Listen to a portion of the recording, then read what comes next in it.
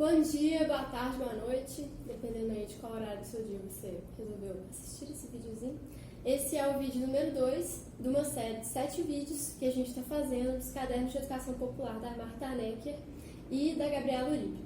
Então, sugiro a você, querido ouvinte, se você está aqui no vídeo 2 e não viu o vídeo 1, por favor, clique no link, provavelmente vai estar em algum lugar aí, para você poder ter os conceitos básicos aí que a gente já vai estar usando aqui neste vídeo 2. Meu nome é Júlia, eu sou da União da Juventude Rebelião e é isso.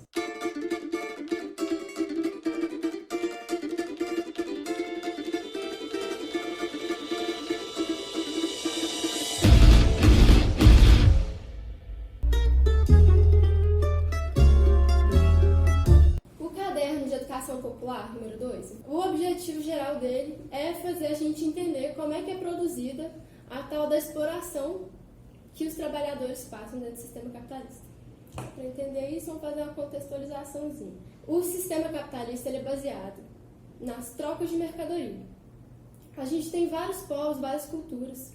Por exemplo, alguns grupos indígenas no Brasil hoje, você tem pessoas que fazem seu próprio trabalho e a partir desse trabalho você consegue obter tudo que você necessita. Você planta a comida que você consome. Se você precisar de alguma coisa que você não tem, às vezes você realiza trocas com as pessoas ali que estão dentro da sua comunidade. E aí, quando a gente passa para as grandes cidades, o que a gente tem é uma altíssima divisão do trabalho e significa que, mesmo que eu seja trabalhador, eu vou ter que usar o meu salário para consumir basicamente tudo que eu precisar.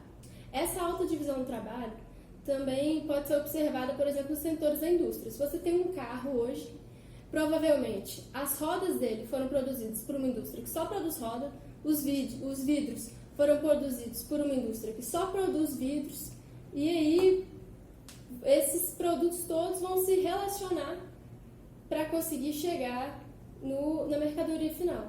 E qual que é o local onde tudo isso se relaciona? Os produtos entre si e os produtos com as pessoas, é o mercado. E aí o conceito de mercadoria que a gente vai ter é justamente o produto que tem tanto um valor de uso, ele é útil de alguma forma para a gente, quanto um valor de troca. A mercadoria ela é a célula econômica básica dentro do capitalismo. Aí beleza, eu produzi a minha mercadoria e fui no mercado vender.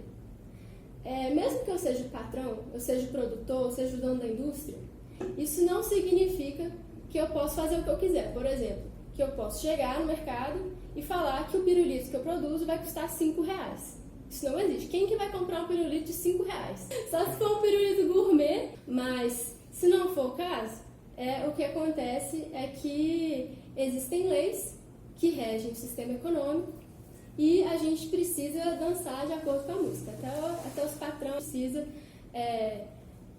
definir o preço das suas mercadorias de acordo com alguns fatores que definem o valor das coisas. Agora, qual que é esse fator que define o valor das coisas? Vamos aqui pegar alguns exemplos para ver se a gente consegue identificar isso. Você chegou numa loja de sapatos. Você vai ter sapatos extremamente baratos, que talvez vai durar um mês, e aí você tem sapatos caríssimos. Pode ser chiquérrimo, pode durar muito. E aí, por que um é tão caro e o outro é tão barato? Então a gente pega essa questão da qualidade, tanto que dura. Será que é isso que faz a diferença de preço acontecer? Porque se a gente for analisar a partir desse fator, a gente pode pegar produtos diferentes. Por exemplo, um pratinho de madeira. Às vezes o pratinho de madeira vai durar muito mais do que seu sapato e ele pode ter custado muito menos. Então, não necessariamente a qualidade do produto define seu preço. A utilidade, vamos pegar isso. É muito difícil medir a utilidade de uma coisa. Por exemplo, se você tem um pão e um sapato, o que é mais útil? Assim, provavelmente é o pão, né? Porque o pão, se você tiver uma situação precária, é o que tem para você comer e você sobreviver. Só que nem por isso o pão vai ser mais caro que um sapato. É difícil você começar a definir o preço das coisas pela utilidade delas, até porque em momentos diferentes, talvez as coisas vão ter utilidades diferentes para você. E, por último, a gente pode pegar ainda a lei da oferta e da procura. Para a gente é claro que a lei da oferta e da procura influencia no preço das coisas. A gente pode observar, por exemplo, início de temporada de frutas. Quando chega a época do morango, na época fria, o morango fica muito mais barato, tem muito mais morango no mercado. Quando é a época que é mais difícil de produzir morango, ele está muito mais caro. Agora, a lei da oferta e da procura não consegue definir o valor das coisas, consegue só influenciar. Vamos pegar um exemplo aqui. Se a gente tem 10 quilos de açúcar e 5 pessoas querendo esse açúcar, a gente tem metade da procura do que a gente tem da oferta. E aí a gente tem 100 sapatos e 50 pessoas querendo sapato. A gente tem metade da procura do que da oferta. Nem por isso os 10 quilos de açúcar e os 100 sapatos vão custar o mesmo preço. Então, no final das contas, a lei da oferta e da procura ela influencia, mas ela não é definidora do valor das coisas. Duas coisas bem distintas, uma é o preço, outra é o valor. Então, qual que é essa característica em comum que, afinal, todos os produtos têm, que fazem eles serem comparáveis? E a gente poder ter um valor no mercado para aquilo dali? É a quantidade necessária de trabalho para produzir aquilo dali. Mas como assim?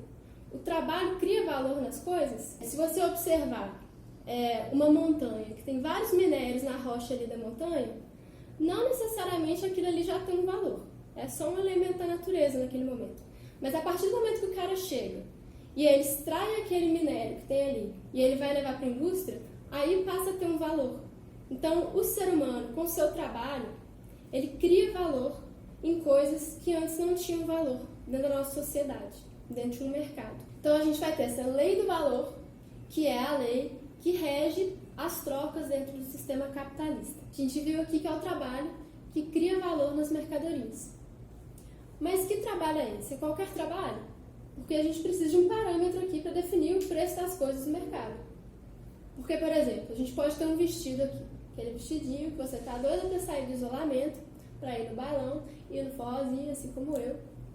E aí, esse vestido, ele está sendo produzido aqui, por exemplo, por um coletivo de costureiras que demoram 5 horas, às vezes, para costurar um vestido, tem todo o trabalho manual para conseguir, no final do dia, ter produzido aquele vestidinho. E você tem aqui uma indústria que, nessas mesmas 5 horas, produzem 50 vestidos. Qual vai ser o preço desse vestido? Qual que é o valor dele, no final das contas? É esse daqui, que teve muito mais trabalho empregado, muito mais tempo necessário, ou esse daqui, que é um valor muito menor? O que você vai fazer para conseguir definir o preço de alguma coisa, o valor de alguma coisa, é usar 2 parâmetros. O primeiro é qual que é o tempo necessário de produção em condições médias de produção, com aptidões médias disponíveis no mercado de trabalho e com a tecnologia média disponível. E o segundo é qual que é a necessidade de produção que se tem na sociedade daquele bem ali. Então, nem é o melhor nem é o pior, é a média ali que vai definir o valor das coisas. E a tendência geral é que o valor de tudo vai diminuindo com o tempo, porque com o tempo a gente tem o avanço da tecnologia e essa tecnologia diminui a quantidade de trabalho necessária para se produzir algo. Então, você vai ter um valor mais baixo ali, com menos quantidade de trabalho incorporada naquele bem. A gente pode perceber que 2 definições diferentes foram tratadas aqui nessa explicação toda, que é o preço e o valor. Afinal, o valor daquela coisa, que é a quantidade de trabalho incorporado necessária para produzir algo, é o preço que você vai encontrar daquela coisa no mercado? Não necessariamente, porque é aí que entra a lei da oferta e da procura. A lei da oferta e da procura vai influenciar nas mudanças de preço que a gente tem. Aí, qual que é a diferença de valor e preço? Vamos colocar aí o desenho do barquinho para a gente entender melhor. Aqui a gente tem a âncora, que representa o valor, né, que é o tempo de trabalho socialmente necessário para produzir aquilo. E ali, no barquinho flutuante, você tem o preço, que é a representação do valor no mercado naquele momento. E ele está sendo influenciado pela oferta e pela procura. Então, a oferta e a procura vão variar um pouco o preço daquilo dali, mas nunca distanciando muito do valor daquela mercadoria. Então, agora que a gente aprendeu isso tudo, você pode aproveitar e ir lá naquele seu amigo liberal e contar para ele que não é a oferta e a procura que define o valor das coisas. Então, agora passando para a segunda parte do livro, vem aquela perguntinha que está aí na cabeça de todos vocês, que eu sei, que é a perguntinha chave. Da onde que vem o lucro, então? Visto tudo isso que a gente já viu, que a gente viu aí, da onde que vem o valor das coisas, questão de preço e valor, quantidade de trabalho necessária, mas a gente não conseguiu aí destrinchar da onde exatamente que está vindo esse lucro. Porque no final das contas, se a gente está vendendo um produto, a mercadoria, pelo valor dela, significa que a gente está ganhando dinheiro com a venda, que a gente vai gastar todo com o reinvestimento da produção. A gente precisa que aconteça de novo essa mesma quantidade de trabalho, que gere esse valor de novo. Só que o que acontece no capitalismo é que a gente tem o dinheiro aqui inicial, e aí a gente investe na produção, e aí a gente sai com um lucro, com um valor a mais do que foi produzido, do que foi investido. Então, de onde está saindo isso? Bom, se a gente concluiu que não está saindo da venda, só pode estar saindo do processo de produção esse mais valor. Então, vamos analisar aí quais que são os elementos do processo de produção que a gente tem. Vamos lá, quem viu o vídeo 1 vai saber, quem não viu, veja, mas eu vou relembrar porque eu sou legal. A gente tem aí as matérias-primas, a gente tem os instrumentos de produção, né, as máquinas, as ferramentas que a gente usa para produzir o negócio, e a gente tem a força de trabalho. A gente viu que é a força de trabalho que faz com que as coisas passem a ter valor. É a força de trabalho que cria valor. E é a força de trabalho que consegue criar esse mais valor também, que consegue trazer um valor a mais para o que está sendo produzido. Nem sempre a força de trabalho foi uma mercadoria. Porque aqui, tudo isso que está sendo envolvido no processo de produção, as matérias-primas, os instrumentos de trabalho e a força de trabalho, são mercadorias, que a gente está comprando para a gente poder produzir. A gente teve outros momentos da história, por exemplo, o escravismo, onde você escravizava as pessoas e aí elas eram propriedade do seu senhor, do seu dono, daquela classe dominante daquele momento. Você tinha depois as relações de servidão, em que o servo tinha uma relação de dependência com os donos de terra e ele era obrigado a trabalhar uma certa quantidade. E hoje em dia, a gente tem características específicas das relações de produção dentro do capitalismo, que são, os trabalhadores são livres. Né? Então, você é livre para você se voluntariar no mercado, a você produzir. Você é livre para você vender sua mão de obra. E a gente tem a propriedade privada dos meios de produção, completa também pela nossa classe dominante do sistema capitalista. Então, visto isso que a gente tem hoje, a força de trabalho, como uma mercadoria, como é que a gente aplica em cima dessa mercadoria o que a gente já viu que é a lei do valor? Como é que a gente define o valor dessa mercadoria? Bom, primeiro o que é a força de trabalho, no final das contas? É a energia ali que você gasta na jornada de trabalho que foi determinada pelo contrato ali, ou hoje em dia, depois da reforma trabalhista, pelo combinado que você fez ali com o seu patrão, super legal. Então, essa energia toda que você gastou precisa ser reposta para você continuar trabalhando. Você precisa dormir, você precisa comer, você precisa ter um lugarzinho para morar, você precisa sobreviver para continuar sendo um trabalhador e produzir para as empresas, né, no sistema de produção nosso. Então, isso já tem que estar incluído no valor do seu salário, no valor do seu trabalho.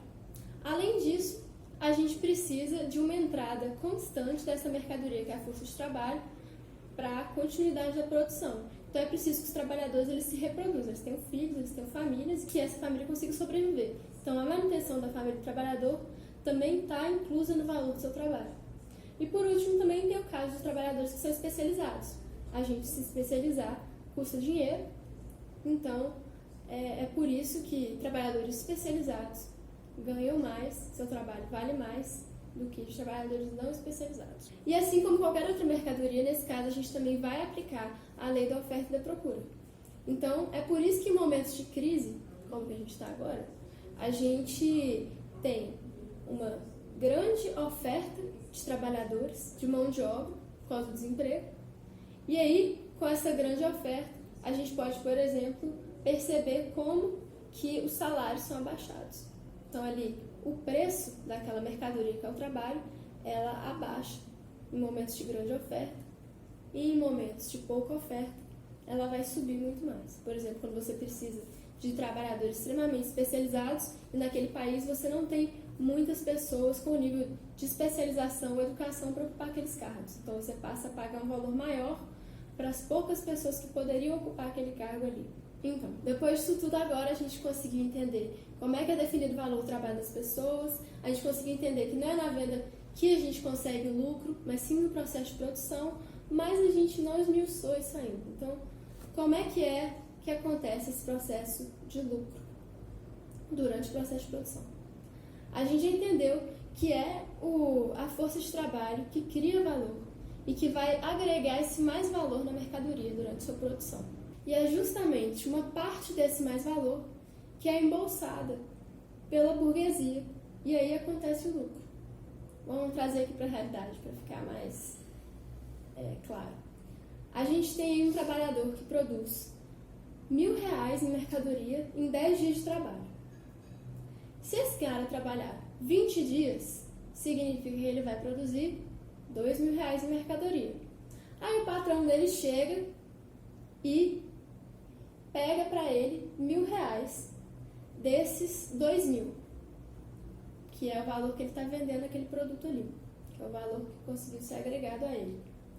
Isso significa que os 10 primeiros dias de trabalho desse cara, ele foi remunerado, ele foi pago por isso, os R$1.000 que ele recebeu, e os outros 10 dias de trabalho foram todos para o bolso do patrão. E normalmente nem é tão simples assim a divisão, porque desses primeiros R$1.000, na verdade, uma parte vai para o trabalhador, outra parte vai para pagar o custo de produção ainda, a energia que você gastou, a água. Então, o que aconteceu aí? Você trabalhou 10 dias de graça. E aí a gente tem muita gente que fala que não existe escravização das pessoas, escravidão dentro do capitalismo. Tá aí, então, pra gente, o que é o verdadeiro regime de trabalho no capitalismo. É você trabalhar de graça uma boa parte do seu dia para outra pessoa que não está fazendo o seu trabalho colher os frutos do seu trabalho. E é assim que acontece o lucro dentro do capitalismo. Justamente porque você tem ali uma pequena quantidade de pessoas que têm os meios de produção, o resto não tem. Então é obrigado a vender sua força de trabalho, mas uma boa parte do tempo trabalha de graça. O que é passado para as pessoas é que o salário é o preço de todo o trabalho que você está realizando ali. Quando às vezes não é nem um décimo, não é nem um 100avos do que você está fazendo. Então, agora a gente já viu tudo isso, como é que a gente gera o lucro dentro do sistema capitalista. E se eu quiser aumentar o meu lucro, como é que eu faço? Para começar, você sabe o que é capital? Vamos fazer um teste. As pessoas normalmente entendem que capital é dinheiro, né? Então, beleza. O dinheiro que a gente vai ali na esquina comprar pão é capital. O dinheiro que a gente paga uma faxina é capital. E o dinheiro que você recebe depois de um dia de trabalho, seu salário, é capital? E capital é o seguinte, no final das contas. Capital quem tem é o capitalista, que é o dinheiro que você vai usar para investir na produção e que vai gerar mais-valia no final. Se não está gerando mais-valia, então não é capital. A gente vai ter 2 tipos aí de capital, para a gente conseguir entender quais que são as artimanhas que os burgueses podem fazer dentro dessas leis da economia que a gente está falando. Já que a gente já falou que eles têm que dançar de acordo com a música, temos que entender essas leis para ver aonde que a gente pode mexer os pauzinhos aí para o lado do trabalhador. A gente tem 2 tipos de capitais. A gente tem o capital constante, que é o capital que é investido em meios de produção, que a gente já falou, né, que é o lugar onde você está produzindo ali, o aluguel, a compra daquele local, as ferramentas, as máquinas, a matéria-prima. E por que ele é constante? Porque não é ele que define a variação no valor da mercadoria. Então, tá ali. Você, a não ser que você queira mudar os seus meios de produção, ele não vai ali mudar para você o valor da mercadoria. E a gente tem também o capital variável, que é justamente o capital que você compra à força de trabalho. Por quê? Porque esse é o elemento que vai variar o valor da mercadoria. Vamos lá, então como é que o burguês faz para aumentar a taxa de exploração? Ele vai ali tentar aumentar o que a gente chama de mais-valia absoluta, que é o quê? Ele vai aumentar a sua jornada de trabalho, ele vai tentar intensificar o trabalho que você faz, ou seja, que você faça muito mais esforço, só faça os movimentos necessários, aí ele vai botar um cara para ficar te vigiando o dia inteiro para ver se você está fazendo outra coisa. Igual quem trabalha em telemarketing vai saber exatamente o que eu estou falando. Que você tem ali todo um procedimento padrão do que você vai dizer, do tempo que você vai gastar, da avaliação que você vai ter para você ter intensificação máxima do trabalho que você está fazendo ali. E aí você vai ter um aumento, então, dessa mais-valia por causa disso. Ou você aumenta a mais-valia relativa, que é o quê? Você aumentar a produtividade ali que está acontecendo. Então, com o mesmo esforço que você fazia antes, talvez com a introdução de novas tecnologias, você vai conseguir produzir muito mais. Então, olha só o que acontece nesse caso. Vamos supor que você trabalha 8 horas num dia. Antes, você precisava de 4 horas para produzir o valor que pagava o seu salário e paga os custos de produção, e você precisava de 4 horas para produzir só o valor da mais-valia que o burguês ia embolsar. Com a produtividade, você consegue gerar muito mais valor nessa mesma quantidade de horas. Aí o que o burguês faz?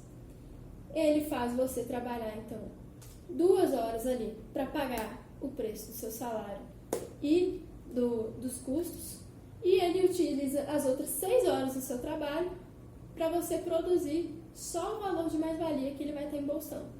Então, a partir daí, a gente vê como é que está diretamente conectado a questão do lucro das empresas com a exploração dos trabalhadores. Quanto mais lucro as empresas buscam, e elas precisam buscar lucro o tempo inteiro, mais necessariamente elas vão estar explorando a classe trabalhadora. E essa que é a grande questão da exploração do sistema capitalista. Então é por isso que a gente nunca vai conseguir acabar com essa exploração dentro desse sistema. O burguês ele sempre precisa estar buscando reinvestimento, mais dinheiro, conseguir se sustentar no mercado, e para isso ele sempre precisa estar explorando o máximo possível, retirando o máximo de mais-valia dos trabalhadores. Ou seja, ele precisa estar escravizando cada vez mais nosso povo, porque tirar mais-valia cada vez mais dos trabalhadores é fazer cada vez mais com que a gente trabalhe de graça para eles, com que eles colham todo o fruto do trabalho que a gente está fazendo ali no dia a dia. Qualquer semelhança é mera coincidência? Não. Então, dá pra gente ver tudo isso que eu falei aqui, que é justamente o processo que a gente tem passado nos últimos anos aí. O que foi a reforma trabalhista em plena crise, em pleno desemprego que está acontecendo, a reforma da Previdência, toda a retirada de direitos. É justamente o capitalismo tentando se reerguer, aumentar o máximo possível a exploração e o lucro que se está tendo para sair dessa crise. E sempre vai ser assim, na medida que a gente vamos explorar nos outros cadernos as crises cíclicas do capitalismo, como que elas sempre vão acontecer, por que acontece, etc. Então continue acompanhando aí nossos videozinhos para entender tudo direitinho de como é que funciona esse mundo nosso aí no dia de hoje. Então, gente, muito obrigada aí pela atenção de todo mundo. Quem gostou, curte aí a nossa página, compartilha, manda pros amiguinhos, se inscreve no nosso canal. E é isso. Valeu! Continua acompanhando aí os nossos vídeos.